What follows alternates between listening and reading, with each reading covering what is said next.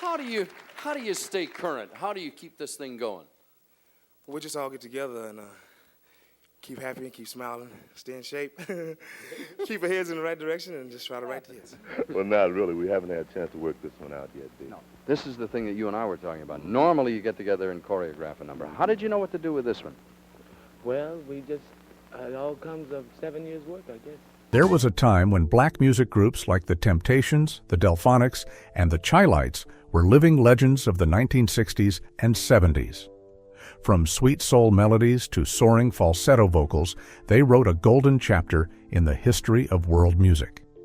Yet behind the stage lights and roaring applause were tearful endings, stories only insiders truly understood. Some groups broke apart quietly, betrayed behind hotel room doors. Others suddenly plunged into tragedy because of a heartbreakingly selfish decision. Some members vanished silently, taking secrets with them that were never spoken, even in their final moments. So what really sank these legends? Were there horrifying secrets buried for decades? Join us until the end of this video to uncover the 20 most tragic endings in the history of black music groups. Stories never told until now.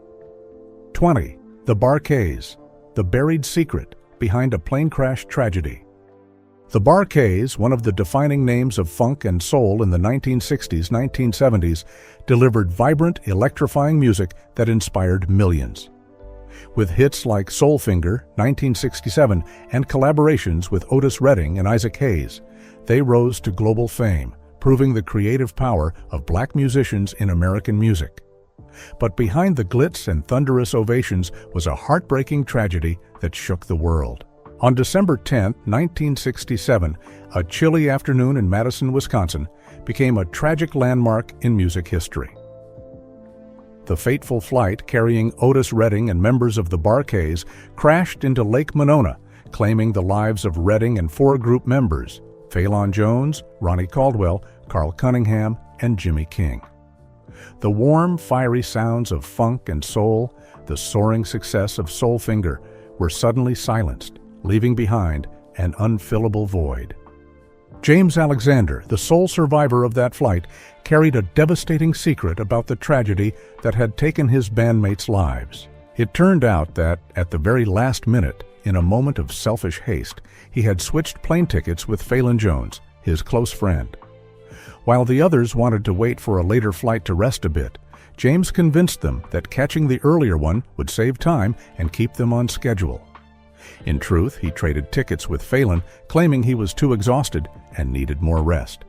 And so Phelan, along with the others, boarded the doomed plane, while James survived. Had James let the group wait for a later flight that day, everything might have turned out differently. That guilt haunted him every single day. Then, one December evening in 1967, at a private gathering of the Bar-Kays in Memphis, James could no longer carry the burden. He stood up, his voice trembling, fists clenched. "I switched plane tickets with Phelan. I didn't get on that flight. He died in my place." The room fell silent. Ben Cawley, James's closest friend and the other survivor, shot up from his seat, eyes burning with betrayal and disbelief. The sting of betrayal hit hard.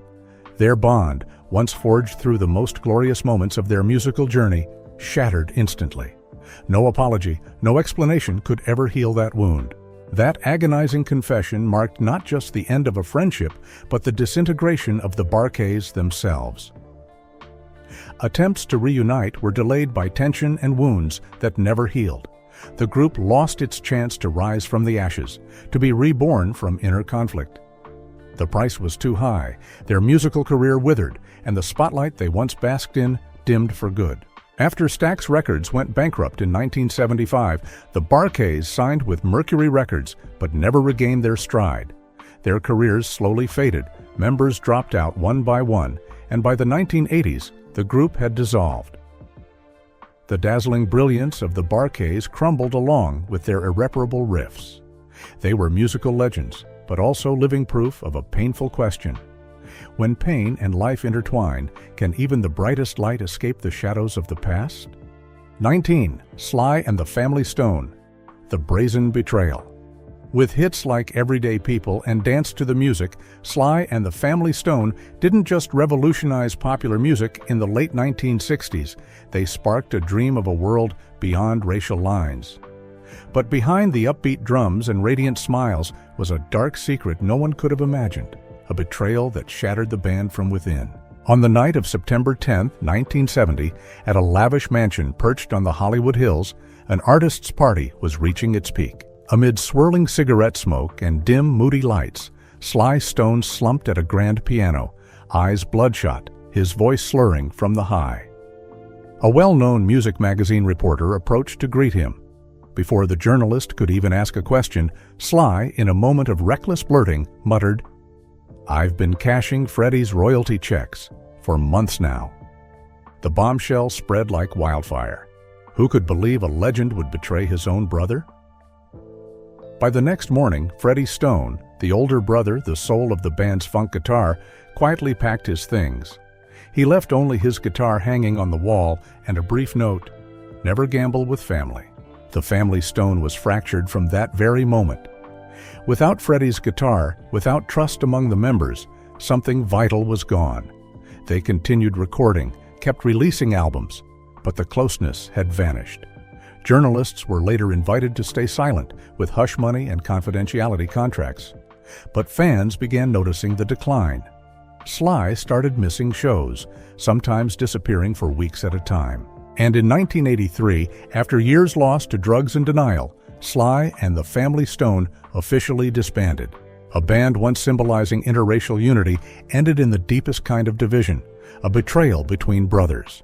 The most painful part came on November 24, 2002. Freddie Stone was found dead in a small Oakland apartment next to an old cassette deck playing Family Affair on loop. His funeral was modest, no flowers, no music. Sly Stone arrived late, wearing a hat and dark sunglasses, standing quietly at the back. He didn't speak. He simply placed an old photograph on the coffin, a picture of the two brothers laughing together. In that silent moment, everyone understood. One lie, spoken long ago, didn't just break up a band, it severed the most sacred bond of all: brotherhood. 18. The Temptations, a tragedy of betrayal that drowned everything. The Temptations, the soul group that mesmerized America with the sweet 1964 classic My Girl, were an irreplaceable symbol of the Motown empire. They didn't just redefine 1960s R&B, they embodied unity, talent, and the ambitious spirit of Black America. But behind the synchronized dance steps was a quiet, growing crack. On August 17, 1973, Paul Williams, the group's quiet soul, was found dead by suicide in a car at an abandoned parking lot in Detroit. Though newspapers offered little more than a few solemn lines, the truth behind his death was a murky swamp of betrayal, jealousy, and the pain of being left behind the spotlight. 3 days later, at a rundown bar tucked behind Gratiot Avenue, the group's golden voice, David Ruffin, appeared, drunk. What sounded like drunken rambling suddenly exploded into a scandal when a journalist present happened to record the confession. Ruffin had been secretly involved with the wife of the group's manager, who was also Paul's close friend. It was this betrayal that pushed Paul into despair, then alcoholism, then depression, and ultimately, death. The incident was hastily buried with money and power from Motown, but the fracture was irreversible. Ruffin was fired from the group shortly after. One by one, the remaining members withdrew, and the group's later hits lacked the soul of their golden years. The Temptations' brilliance slowly faded, and the symbol of a generation quietly crumbled. At Paul's funeral, no Temptations song was played. Only the wind whispered through a black and white photo of him on the casket, and David Ruffin stood in silence, uninvited to sing, just watching. A soul departed, and a group that once called itself family was now only an echo. 17. The Gap Band, a secret transaction. The Gap Band, the legendary funk R&B trio of the Wilson brothers, was the heartbeat of the 1980s, with explosive feel-good hits like Outstanding. To fans, Charlie Wilson was the guiding light, the blazing voice that defined a generation. But even his radiant energy couldn't shield him from the addiction slowly consuming his mind. On the rainy night of July 3, 1982, in Atlantic City, Charlie appeared alone in a grand casino, his eyes glazed over, stumbling through a blur of noise and lights. After hours of drinking and inhaling white smoke, he sat down at a VIP table where a rival producer had been waiting. On the table was a handwritten agreement giving up the rights to Outstanding in exchange for a hefty sum of cash. Charlie signed it. A server quietly witnessed it all from behind a curtain. By August 1982, the deal leaked from an internal source. Ronnie and Robert Wilson were devastated. The betrayal wasn't just a financial blow, it destroyed the core trust that held the group together. They lost control of their biggest hit, and the family bond that once felt unbreakable became irreparable. Performances were canceled, and album plans were indefinitely shelved. Charlie spiraled fast. By early 1983, he was found homeless on the streets of Los Angeles, gaunt, aimless, hiding from cameras as if trying to escape the gaze of the past. Meanwhile, the Gap Band struggled to regain their former glory, but failed. Funk faded as hip-hop surged, and they were left without a soul. Outstanding still gets remixed, still plays on the radio, but behind its jubilant beat lies the tragedy of an artist who traded family, music, and honor, just to survive one night of gambling. 16. La Belle, when Lady Marmalade no longer sang of sisterhood. La Belle, the fierce trio of powerhouse women, once rocked the global music scene with their explosive 1974 hit, Lady Marmalade.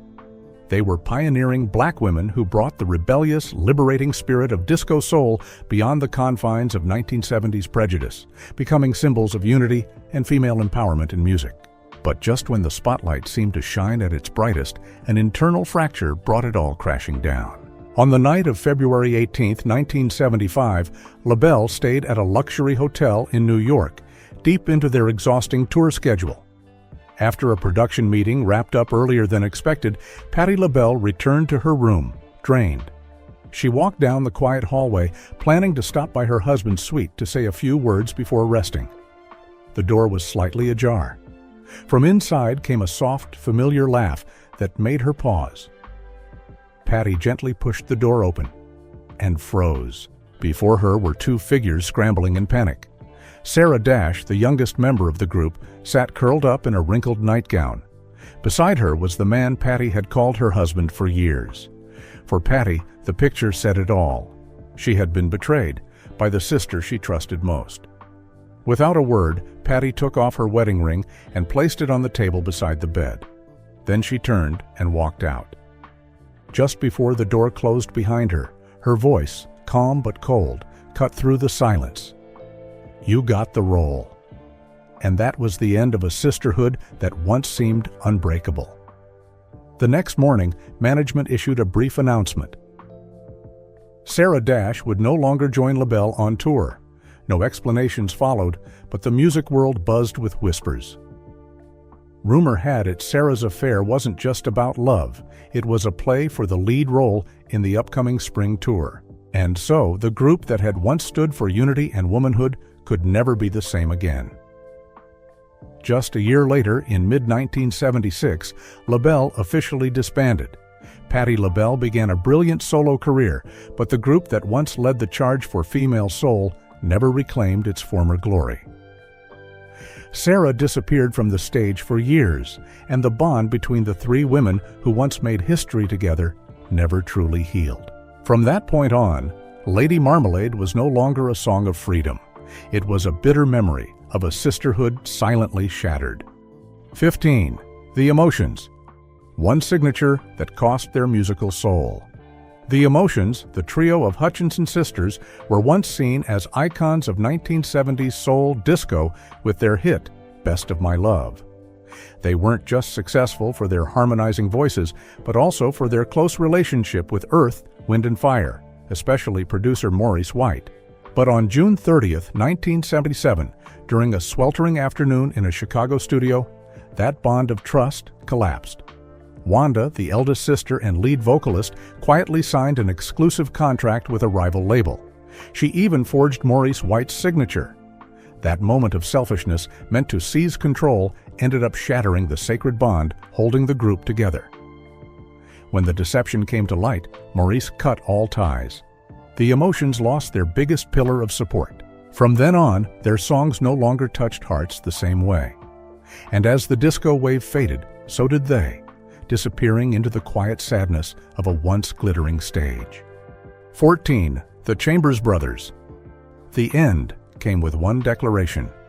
The Chambers Brothers, a quartet of black siblings from Mississippi, electrified the 60s with their mesmerizing fusion of gospel and psychedelic rock. Time Has Come Today rang out like a wake-up call for an entire generation. But on October 12, 1968, at a small club in Chicago, something no one expected occurred. Just after finishing a set, Lester Chambers, the group's creative soul, did something bizarre on stage. In a moment of ecstasy, he raised his hands, closed his eyes, and declared he was leaving music to follow a strange religious sect. The room fell silent, then exploded in angry boos. The tour was canceled that very night. The media was paid to stay silent, but the crack had formed. Without Lester, the group lost its direction. In the years that followed, they struggled to find their footing, but couldn't survive the rise of new sounds. By the early 1970s, the Chambers Brothers quietly disbanded, and Time, once a timeless anthem, faded away in regret. 13. The Persuaders. Trust torn to shreds in the studio. The Persuaders, an emotional R&B group from early 1970s New York, stirred hearts with Thin Line Between Love and Hate. But just a year after reaching their peak, they crumbled because of someone they all trusted. On November 5, 1972, inside a small Harlem studio, the band was finalizing the recording of a new track, Love Grows Cold. Suddenly, everyone stopped. The mix playing through the speakers was completely different from what they had agreed upon. The sound engineer nervously handed over a contract, revealing that lead singer Douglas "Smokey" Scott had secretly signed a deal with a small label. He had altered the entire mix, chopped up the vocals, and sold the track for an advance. No one could believe it. The one who seemed most devoted was the first to betray them. Hours later, the musicians walked out. Shows were canceled. Love Grows Cold was never released. And thus, a group didn't break up from creative disputes, but from a betrayal that stunned them all into silence. 12. The Stylistics. The farewell song played behind the curtain. The Stylistics, icons of Philly soul in the 1970s, had audiences swooning with Russell Tompkins Jr.'s falsetto in You Make Me Feel Brand New. But just as the spotlight was about to shine its brightest, the unexpected happened. On June 12, 1975, during rehearsals for the Soul Awards in New York, Arian Love overheard an unreleased recording in the tech room. What shocked him most was the album's title, The New Stylistics, and it featured only Russell's voice. No one in the group had been told. When Russell walked backstage, Love confronted him in front of the others. Stunned stares turned into sharp words. That night, the group didn't go on stage. They disbanded in silence, and that solo album became a wound that never healed in the hearts of Stylistics fans. 11. The Undisputed Truth. The pain behind the fake smile. The Undisputed Truth were pioneers of psychedelic soul in the early 1970s, molded by the genius of producer Norman Whitfield. But behind their hypnotic music was a bitter lie. On the afternoon of August 25, 1971, in the backstage of Motown's Detroit studio, tension ran high as the group prepared a remix of Smiling Faces Sometimes. During an argument over songwriting credit, Billy Ray Calvin, the group's sharp-voiced female singer, suddenly stood up and admitted she had secretly signed her name on a songwriting draft that was originally Joe Harris's work. She wanted recognition, but ended up breaking the group's trust. Joe quietly left and never returned. Whitfield, once their strongest advocate, also withdrew soon after. Motown covered the rupture quickly, but inside, the group was no longer whole. And in 1975, the Undisputed Truth disbanded silently. No farewell tour, no goodbye. Smiling Faces still played on the radio, but no one was smiling after that truth came out. 10. The Wailing Souls. Gambling, betrayal, and an unfinished song. The Wailing Souls, the reggae group from Jamaica, were once carriers of powerful social messages through vibrant anthems like Firehouse Rock. They represented the raw heart of roots reggae, honest, inspiring, and close to the people. But at home, one misstep burned it all down. On the night of September 2, 1981, during a major concert at Kingston Stadium, meant to launch their international career, the sound system suddenly went dead mid-performance. Chaos erupted. The show was shut down. A week later, rumors swirled.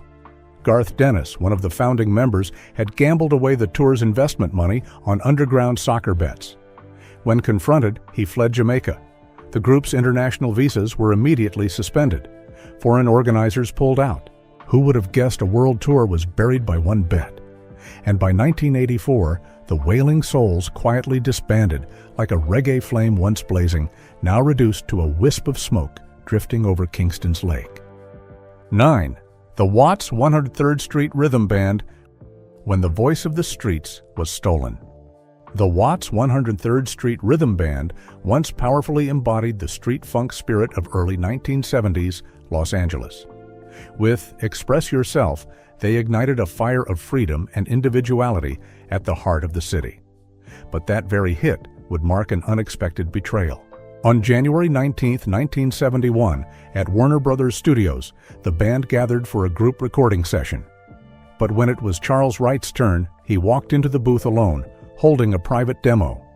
It was Express Yourself, the very track they had created together.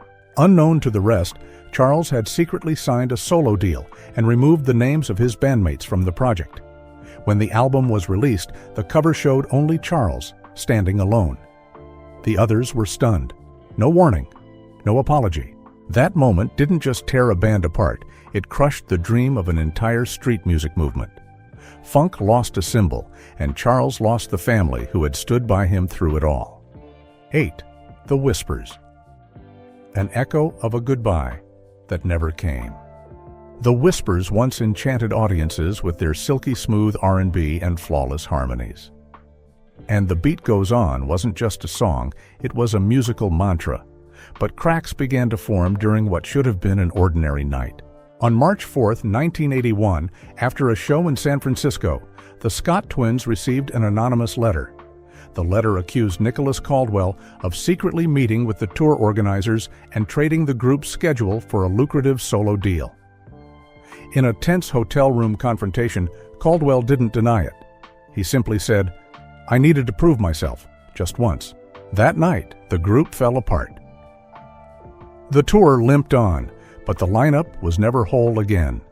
For many loyal fans, the Whispers from that point on were just a distant echo of their brightest days.